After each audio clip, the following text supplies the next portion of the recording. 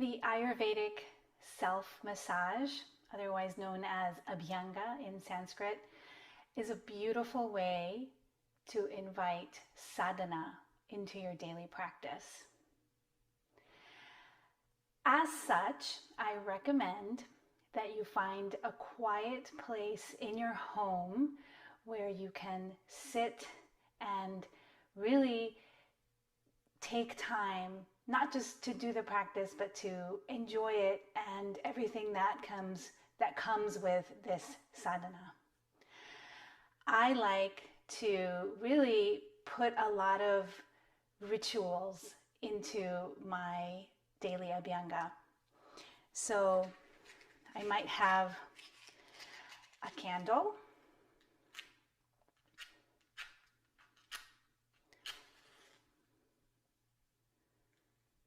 and even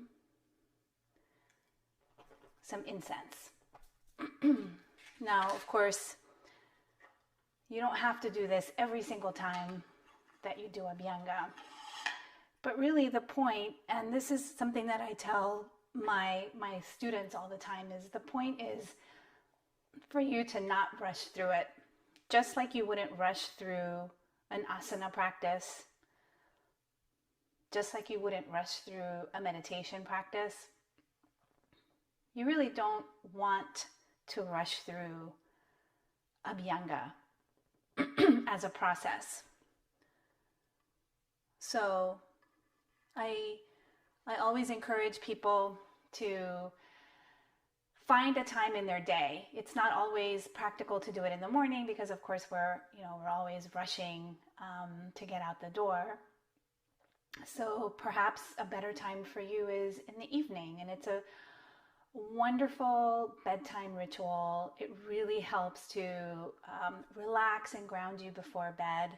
So really, just like any other ritual, just like any other sadhana, you want to find the time so that you can practice it with mindfulness. And really, that's how you're going to get all the benefits from it. So once you've set up your space, you can start the process. I use a bottle like this. It has a pump on it, which makes it less messy, if you will, and just more convenient. This is a glass bottle, which I like to use because that way I can heat up the oil much easier. I can just run this under hot water or put it in a vessel with hot water. You can, there's different ways to heat it up. I don't recommend that you use the microwave. You definitely want to avoid that. But even you can warm it up in your hand. So if you just pump out a little bit into your hand and then go like this, that should be enough to warm it up. So the idea is that it's more soothing when you apply warm oil than it is when you apply cold oil, right? So just, the temperature is whatever temperature is soothing for you and comfortable for you. So just pump out a little bit in your hand. Now, the traditional way to start Abhyanga is on the head. So you would apply the oil to the scalp, really massage it in. And again, this may not be really practical for you to do every day, but I definitely recommend that you set out maybe 1 to 2 days a week where you can do this. Maybe plan to do it so that you can leave it on for a little bit before you wash your hair. So the oil is just really good for nourishing the scalp. It helps if you have like dry scalp and you have a tendency, for dandruff and things like that. So you would apply it liberally to the scalp and then maybe even to the ends of the hair. Now, the amount of oil will depend a lot on your dosha. So vata doshas, they tend to run dry. So they will probably, especially at the beginning when you first start this practice, you'll probably need a bit more oil than, say, a kapha. Kapha dosha, they tend to have skin that's more on like the normal to oily side, so they will need a little less. So really just gauge how much oil you think is appropriate for you. I personally love to feel the oil on my skin, so I do apply it pretty liberally, and then I always make sure that I leave it on for about 10 minutes, and then the skin will start absorbing the oil. So the Abhyanga is preferably done before the shower. This is definitely more effective for your long-term skin health. So what happens is that the skin has two layers. The first layer is the oleic layer, and the second layer is the more water-based layer. So by applying oil to the skin, it seals in moisture. So eventually what happens, especially if Abhyanga is done consistently, your skin it becomes healthier, and you will find that you don't need to use any type of moisturizer after the shower. So even though this seems like, it's an extra step for you, it actually saves you the step of applying something after the shower. So again, Abhyanga is done preferably on a daily basis, and it's preferably done before the shower. Now, it will also depend on your predominant dosha whether or not it's appropriate for you to do it every day. Again, as I said, Vata is run on the dry side. So for them, it is recommended that they do it on a daily basis. Pittas also should probably do it on a day-to-day basis. Kaphas can do maybe 3-4 times a week. I am a predominant kapha pitta, so I end up doing my Abhyanga about 4 times a week. So again, this will vary from person to person, from dosha to dosha. So please just use your best guidance. So after we apply to the head, we just basically want to work our way down, and we want to be as thorough as possible. The strokes are very light, right? So there's no friction in Abhyanga. That's actually another practice called dry brushing. So with Abhyanga, you always want to use very soft, even strokes. On the face, I usually apply it, I like to do my eye area. I like to do it on my stubborn wrinkle in the middle of my, in between my brows. That's my pitta worry, my pitta anger line.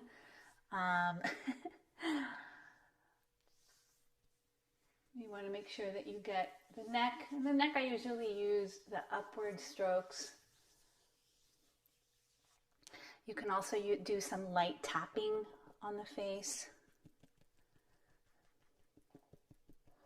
This helps the circulation. You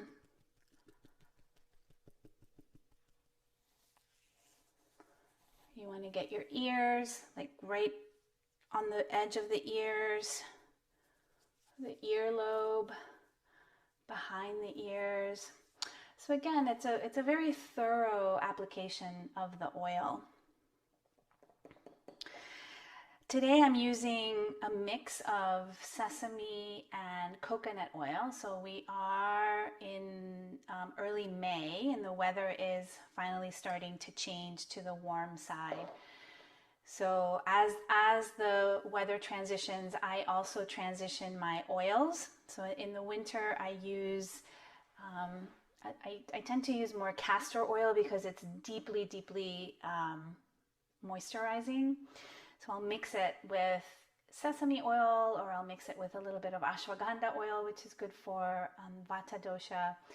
And then as it gets warm, I start replacing, I'll start changing the ratio, and I'll start adding more and more coconut oil.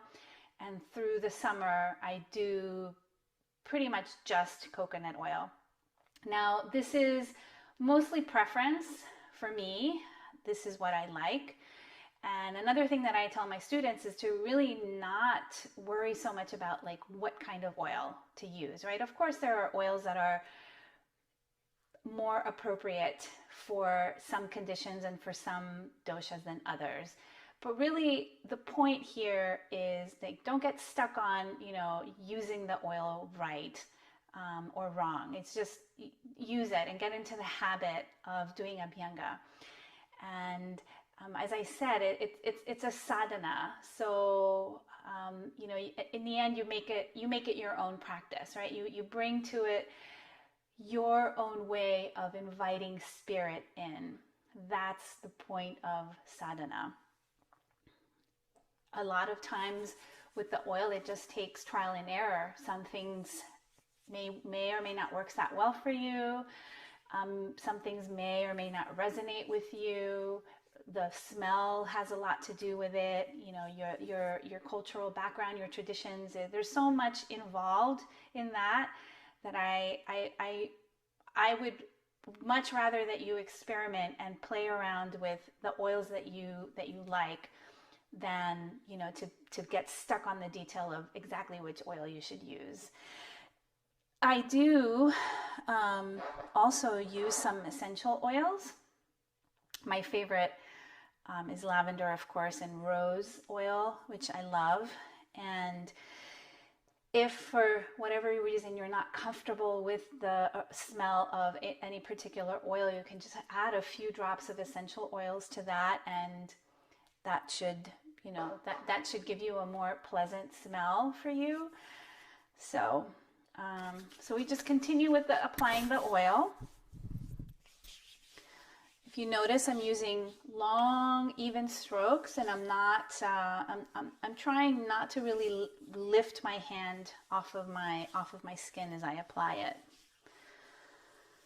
The beauty of Abhyanga is that there's touch involved, right? And this touch is so gentle and soothing that it really sends a message to your brain that that it's okay. It really allows your parasympathetic nervous system to kick in and just say, okay, everything is good. I don't have to be on alert like I am the rest of the day. And that's one of the many benefits of doing Abhyanga. And this is why I said before that you really should give yourself the time to do it, slowly. And enjoy it, because that's the point of a sadhana, is for you to enjoy it. So other important areas to get as you do the oil application is your lymph nodes. So the lymph nodes are like right underneath the armpit, near the breast, right above here on the top part of the chest. So there you can do a little bit more vigorous. So you would just because you want to get the lymphs moving. Abhyanga itself is a great way to remove toxins. So when you move your lymph nodes, it just really dislodges toxins that get stuck there. So you have lymph nodes there. You'll have lymph nodes right here, right near the pubic bone, and also on your ankle. So in those spots you can do a little bit more vigorous, but still I'm doing very, very gentle movement there. So we continue applying the oil. We want to get we want to be as thorough as possible. For the back, if you're sitting, it's much easier to get to the back. So what I do is after I put oil on my hands, I just go in circular motions like this. You can give a little light tap to the kidneys. go like right behind my shoulder blades. So I just want to get as much skin as possible. On the front, also your liver is important. Just give it a little bit of a wake up call there. Your tummy, you can do in, if you're looking down, it would be clockwise. That's just following your colon. So ascending and descending. So you usually want to do it in that direction. And just keep working your way down. I'm going to do the legs. On the joints, you want to go in circular motion. So the knees would be like this. The elbows also. The shoulder. So all joint areas, you want to spend some time, especially if you're experiencing some joint issues. There are a lot of really good medicated oils that you can use if the joints are an issue.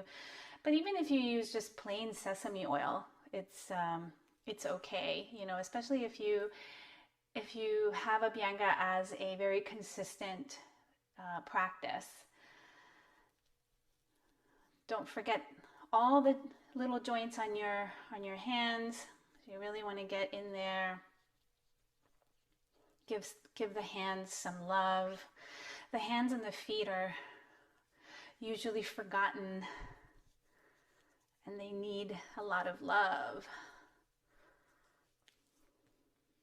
You can massage the palm of your hand right on the mound. That's an important marma point.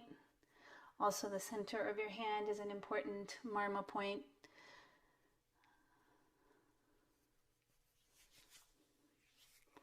The wrists.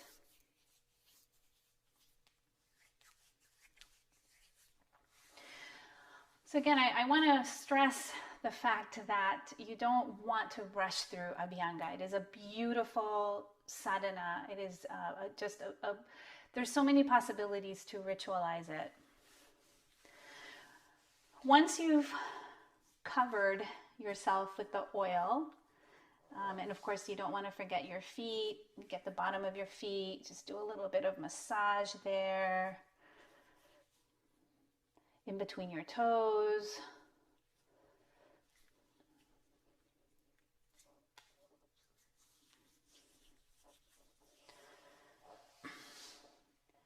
So once you've finished the oil application, you want to wait about 10-15 minutes before the next thing, right? So it's not about, okay, I've applied it, now I'm going to rush to the next thing. It's the part of the sadhana of Abhyanga is sitting with it after you've applied the oil. So it's not just the oil application itself, it's the waiting. And you can use the time that you're waiting for meditation, for just like some contemplation, reflection. If you have set up an altar, like I have a bigger altar in my house, which I'll show you sometime.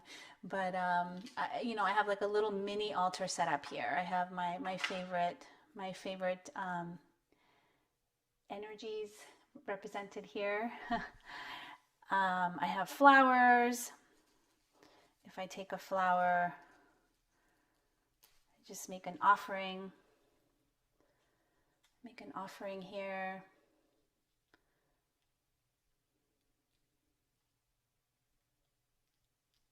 You can say a small prayer with each petal. You can set an intention with each petal. There's so many beautiful things that you can do when you have set up an altar.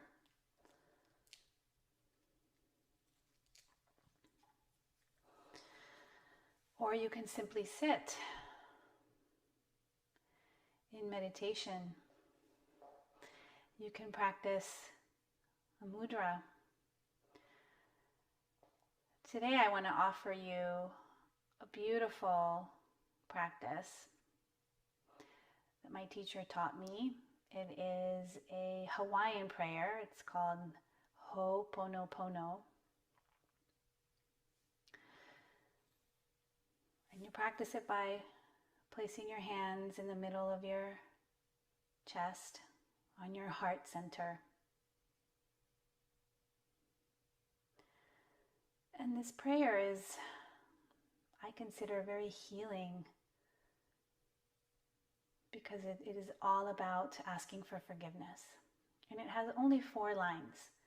And that's the beauty of it too, that it's like this power in simplicity. I'm sorry. Please forgive me. Thank you. I love you. I'm sorry. Please forgive me. Thank you. I love you. I'm sorry. Please forgive me. Thank you. I love you. You can offer this prayer to yourself, to somebody else, to the world.